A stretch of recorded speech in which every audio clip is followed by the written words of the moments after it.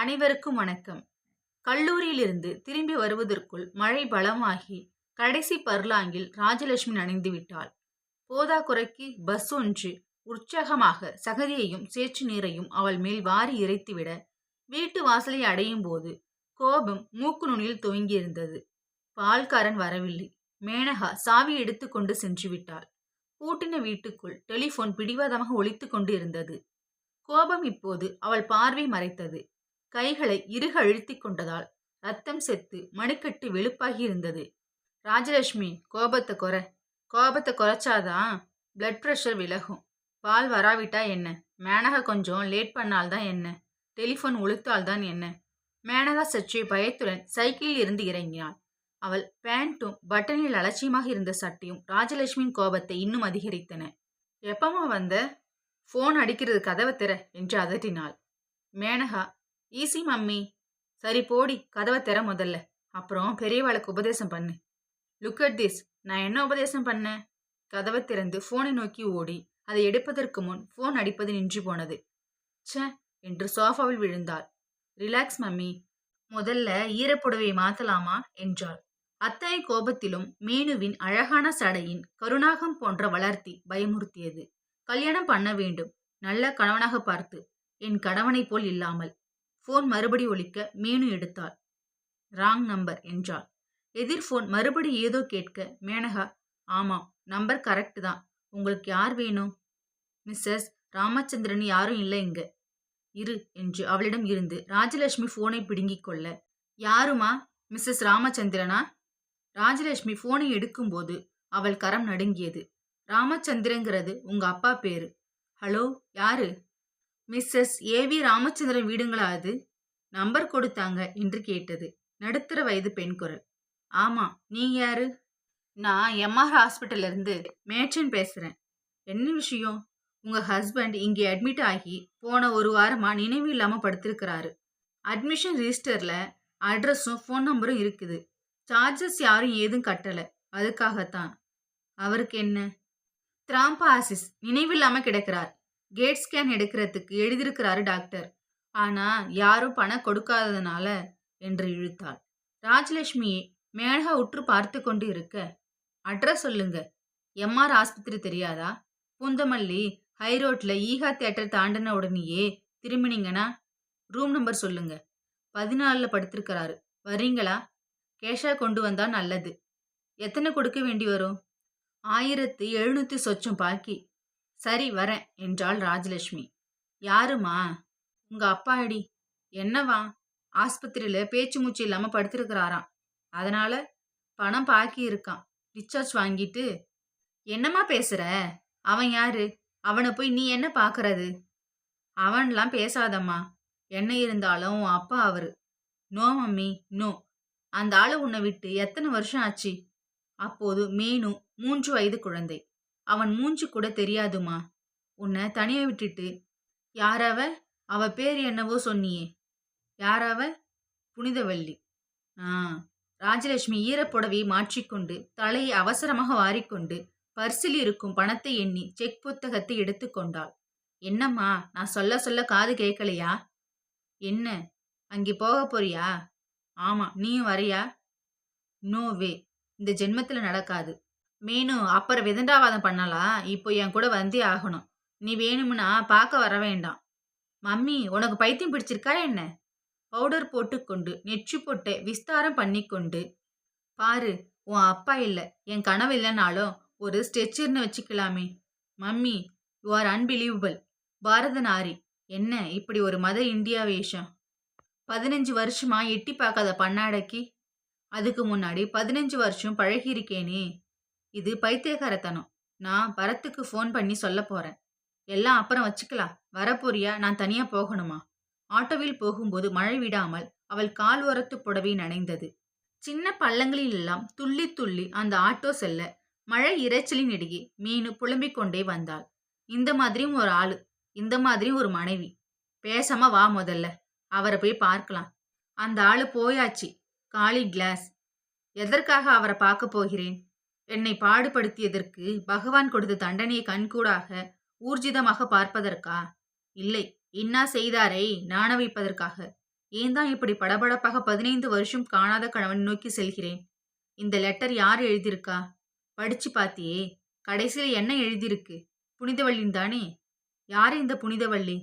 யாரா இருந்து உனக்கு என்ன? ஃப்ரெண்டா? இப்போதைக்கு அப்படித்தான். அப்புறம் கல்யாணம் பண்ணிக்க சான்ஸ் இருக்கு.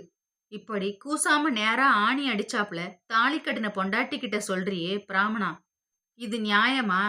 நான் என்ன குறை வச்சேன் உங்களுக்கு? ஒரு குறையும் இல்ல ராஜி. பின்ன எதுக்கு இவ? அது ஒருவித தேவை ஆயிடுத்து ராஜி. உனக்கு சொன்னா புரியாது. உனக்கு எந்த விதமான குறையும் இல்லாம உங்க அப்பாவுக்கு தந்தி கொடுத்து வரவழைங்கோ. வரவழைச்சா போச்சு. எனக்கு பயம் இல்லையே. எனக்கு புகலிடம் இல்ல, தைரியம் இல்ல, படிப்பு இல்ல, சாமர்த்தியம் இல்ல. ஒரு வேலை பார்க்க தெம்பு இல்லைங்கிறதுனால இப்படி அழிச்சாட்டியமா? B reasonable. இதனால எந்த விதத்துல நீ பாதிக்கப்படுற? உன்னண்ட குறை இருக்கணும்னு கட்டாயம் இல்ல. பலர் பேர் 2 பொண்டாட்டி கல்யாணம் பண்ணிட்டு சந்தோஷமா இருக்கா. தெரியுமோ இல்லையோ? பெருமாளே, சீதேவி மூதேவின்னு. எனக்கு சந்தோஷம் கிடையாது இதுல. இப்போ யாரு கல்யாணம் பண்ண போறதா சொன்னா? ஒரு பேச்சுக்கு தானே சொன்னேன். அசடு, போய் மூஞ்சி அலம்பிண்டு பிள்ளையார் கோயிலுக்கு போயிட்டு வா. தயவு பண்ணி எனக்கு துரோகம் பண்ணிடாதீங்கோ. எனக்கு அப்பா அம்மா யாரும் இல்ல. அண்ணா வீட்ல எனக்கு வாழ்வு இல்ல. ஒண்டியா என்னால எதுவும் யாரையும் எதிர்க்க முடியாது. ப்ளீஸ் என்னை கைவிட்டாதீங்கோ. ச்சே, அப்படி நடக்காது. எழுந்துரு. காலை விடு முதல்ல. மேனகா ரிசப்ஷனில் இருப்பதாக சொன்னாள். எனக்கு யாரையும் பார்க்க வேண்டாம். சரியா 1/2 மணிதான் காத்திருப்பேன் என்றாள். எங்கேயும் போயிடாத செல்லம். ப்ளீஸ் இன்னைக்கு மட்டும் அம்மாவுக்கு ஒத்தாசையா இருமா. அழாத போ. 14ஆம் எண் அறையை மெல்ல அடைந்தாள் ராஜலட்சுமி. வெண்மை சக்கர திரை லேசாக ஃபேன் காற்றில் அசைந்து கொண்டு இருக்க, சிப் கொடுத்து மார்புவரை போர்த்தி அந்த ஆசாமி படுத்திருந்தான். வாயில் குழாய் செருகியிருந்தது. அறையில் வேறு யாரும் இல்லை. ராஜலட்சுமி படுக்கின் கால் மாட்டை அணுகினாள். கண்ணீர் இயல்பாக வடிந்தது. ராமச்சந்திரன் முகத்தில் 1 வாரத்துக்கு உண்டான தாடி இருந்தது. ஊசிக்காக பொத்தல் பண்ண பல இடங்களில் கரு ரத்தமாக இருந்தது. வாய் திறந்திருந்தது. மூச்சு மட்டும் கேட்டுக்கொண்டு இருக்க கண்கள் மூடியிருந்தன. இந்த முகமா? இந்த முகமா? இதுவா நான் பிரிந்த கணவன்? நீ சிவப்பா, நான் சிவப்பா? சொல்லு பாப்போம். நீங்க தான். இதுல என்ன சந்தேகம்? சின்ன வயசில் கடுக்கன் போட்டுண்டு காது தொல்லை காதா போயிருக்கும் வைரகணம் தாங்காம எங்க அப்பா பாபநாச மைனர் பேரு 1000 வேலி நிலம் ஒழிச்சு கட்டினார். வந்துட்டீங்களா என்று குரல் கேட்க திரும்பினாள். ஒரு நர்ஸ் விரிவாக உள்ளே வந்தாள். அவள் கர்ப்பமாக இருந்தாள். இவர்தான், இவர்தான். அவங்க சம்சாரமா நீங்க? ஆமாம்மா. ராஜலட்சுமி உங்க பேரு? நர்ஸ் சாட்டை எடுத்து கையை எடுத்து நாடி பிடித்து கடிகாரத்தை பார்த்து கொண்டு இருந்தாள். இப்போ இவருக்கு எப்படி இருக்கு? டாக்டர் சொல்வாரு. ஆமா, 1 வாரமா இந்த மாதிரி போட்டுட்டு போயிட்டாங்கன்னா எப்படிங்க யாருன்னு தெரியும்? கேட் ஸ்கேன் எடுக்கணும்னு நியூரோ என்எஸ் அனுத்துறாரு. இவருக்கு எப்படி இருக்கு? அதான் பாக்குறீங்களே.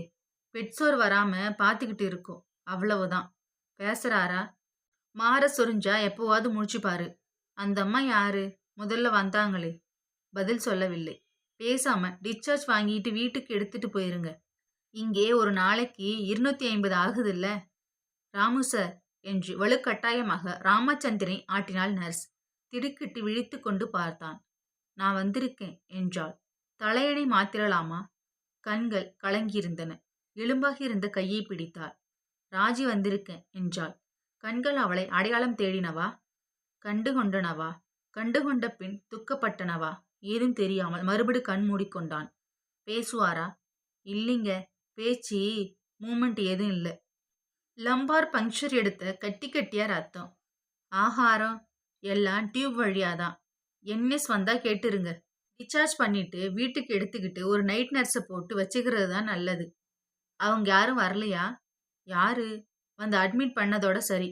ஒரு சிவத்த ஆளு அந்த அம்மா கூட வந்திருந்தாரு. என்னவோ அவளுக்குள்ளேயே பேசிக்கிட்டாங்க.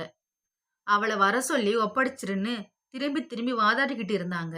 அவங்க கிட்ட கொஞ்சம் கடுமையா கூட இருக்க வேண்டியிருந்தது. பேரு என்னவோ சொன்னாங்களே, ராமு ராமுன்னு கூப்பிட்டுக்கிட்டே இருந்தாங்க. புனிதவள்ளி. 2 சம்சாரமா? ராமு சார் பெரிய ஆளு நீங்க என்று ராமச்சந்திரின் கன்னத்தை லேசாக நர்ஸ் தட்ட அதற்கேற்ப தலை ஆடியது. நீங்க மூத்தவங்களா? ஆமா. எத்தனை நாளா இப்படி? ராஜலட்சுமி சட்டென்று முகத்தை மூடி விசும்பி விசும்பி அழுதாள். என்எஸ் வர்ற நேரம். அழுவாதீங்க, கோவிப்பாரு. கண்களை துடைத்து கொண்டு, கீழே என் பொண்ணு மேனகான்னு பேரு, வர சொல்றீங்களா?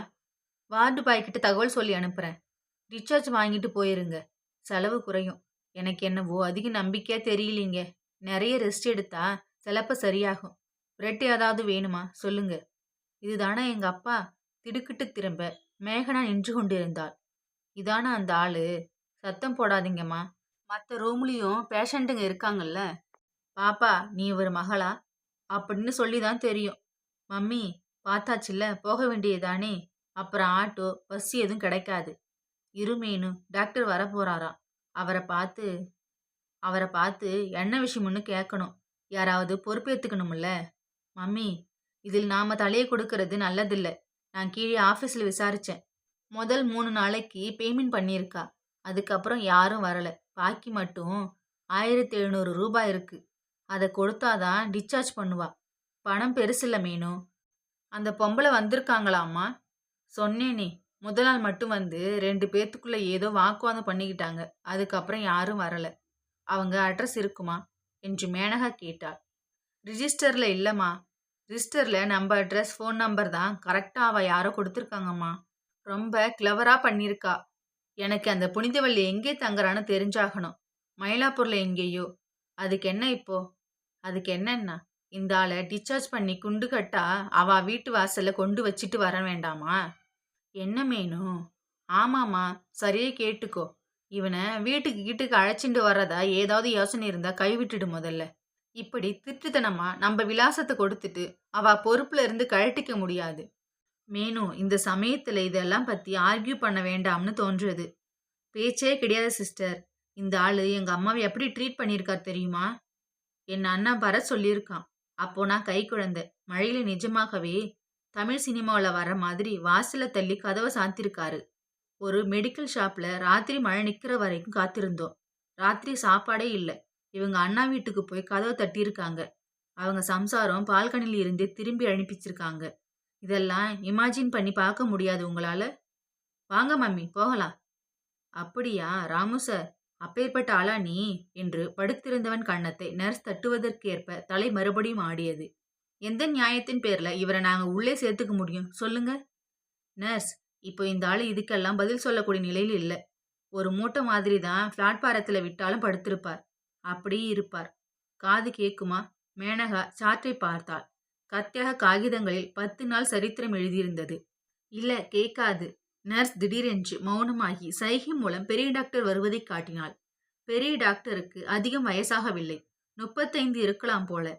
வெள்ளைக்கோட்டின் பையருகே ஜி.ஆர். கோபிநாத் என்று எழுதியிருந்தது. Hello, at last someone. என்னம்மா? எல்லாரும் இந்த ஆளை ரோட்ல விட்டுட்டு போயிட்டாங்க. இவங்க முதல் சம்சாரம் டாக்டர். யாராயா இருந்தாலும் தினப்படி யாராவது பொறுப்பேற்றுக்கணும். அண்டர்ஸ்டாண்ட்? நீங்க டாக்டரா? மேனகா தலையசைத்தாள்.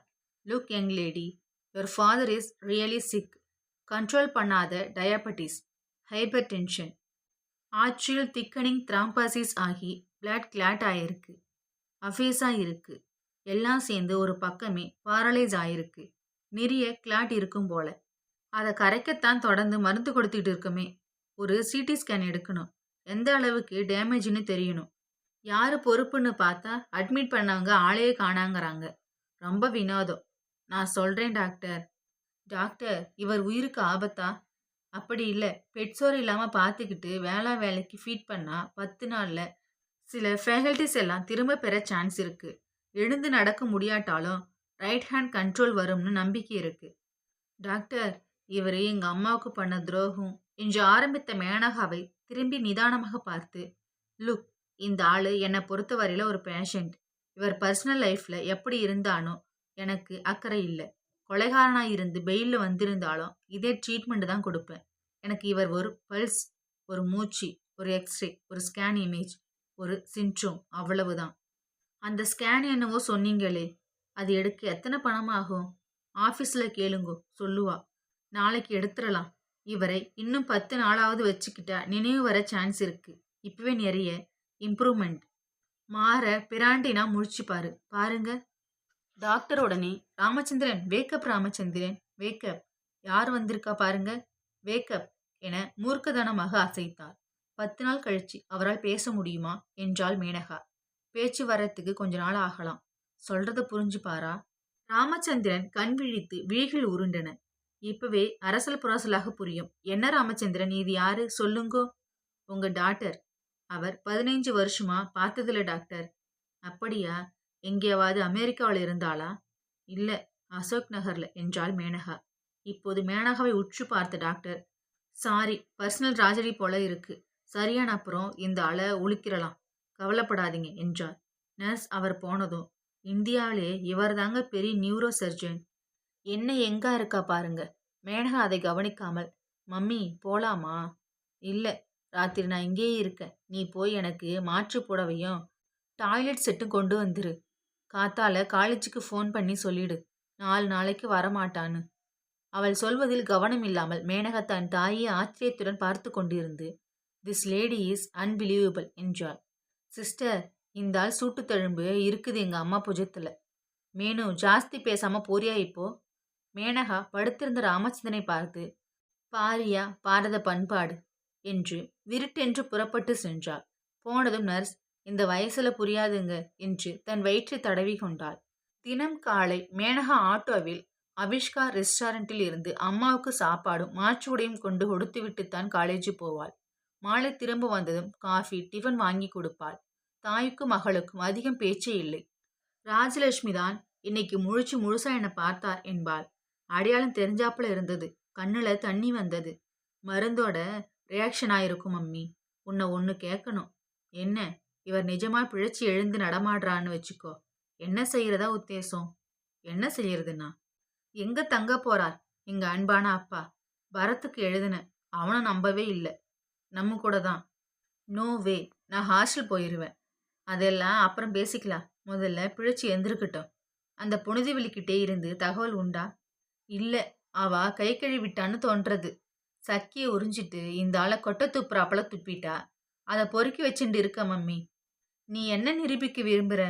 ஒன்றும் இல்லை மீனு, ஒன்றுமே நிரூபிக்க நான் விரும்பல. இவர் உன்னை படுத்தினது எல்லாம் மறந்து போச்சா? இல்லை, பின் எதுக்காக? ஏதோ ஒரு அனாதைக்கு செய்யறதா? ஒரு மனிதாபமானமா வச்சுக்கலாமே. அதோட பழைய பந்தம்னு ஒன்று. அது என்னவோ எங்க தலைமுறையில அழியாத பந்தம்னு தோன்றது. இன்கிரெடிபிள் லேடி என்று அவள் அருகே வந்து அவள் கண்ணத்தை தொட்டுவிட்டு சென்றாள். டாக்டர் கோபிநாத் எதிர்பார்த்தபடி 8ஆம் நாள் ராமச்சந்திரனுக்கு முழு நினைவு வந்து வலது கையை அசைக்க முடிந்தது. கண்களில் அடையாளம் தெரிந்தது. என்னை தெரிகிறதா என்றாள் ராஜலட்சுமி. கண்களில் நீர் வடிய தலையை ஆட்டினான். பேச மாட்டாரோ? பேச்சு வர்றதுக்கு இன்னும் 3-4 நாள் ஆகும். அப்போதுதான் உள்ளே வந்த மேனகாவை பார்த்து டாக்டர் புன்னகைத்து, மேனகா, நான் சொன்ன வாக்கு காப்பாத்திட்டேன். உங்க அப்பாவுக்கு முழு நினைவு வந்துடுத்து. என்னை என்னவோ கேட்கணும் நீயே. என்ன வேணா கேட்டுக்கோ. The man is listen now. Sister, இன்னைக்கு வார்டு பாயை ஷேவ் பண்ணிவிட சொல்லுங்க. மேனகா தன் தகப்பனாரை கண் கொட்டாமல் பார்த்தாள். பேசுறாரா? இல்ல, புரிஞ்சுக்கிறாரு. இவ யாரு தெரியுதா? கலங்கிய கண்கள் அவளை ஏறிட்டு பார்த்து அடையாளம் தேடின. இவ மேனகா. அப்போ 3 வயசு. உங்க பொண்ணு மேனகா. மேனகா என்றாள். ராமச்சந்திரின் கண்கள் தன் மகளை மெதுவாக மெதுவாக நிரடின. மேனகா படுக்கை அருகே வந்து மிக அருகில் நின்றாள். சொன்னியாமா 8 நாளா நீ இவருக்கு மூத்திரம் வாரி கொட்டினத? உன்னை நடுத்தருவில் துரத்தி விட்டதுக்கு எப்படி எங்களை எல்லாம் வளர்த்த சொன்னியம்மா? எப்படி ஆளாக்கன? எப்படி நீ வேலைக்கு போய் சேர்ந்து எங்களை படிக்க வச்ச? சொல்லுமா, உரைக்கட்டும் சொல்லு. மீனு, அதெல்லாம் வேண்டாம். ராமச்சந்திரன் கை மெதுவாக அசைந்து உயர்ந்து மேனகாவின் கையில் வைத்திருந்த நோட்டு புஸ்தகத்தை காட்டியது. என்ன சொல்றார்? நோட்டு வேணுங்கிறாரா? பேப்பர் வேணுங்கிறார் போல இருக்கு. ஏதாவது எழுதணுமா? ராமச்சந்திரன் தலையசைக்க மேனகாவிடம் இருந்து பேனாவையும் காகிதத்தையும் வாங்கி அவன் மடியில் ராஜலட்சுமி வைத்தாள்.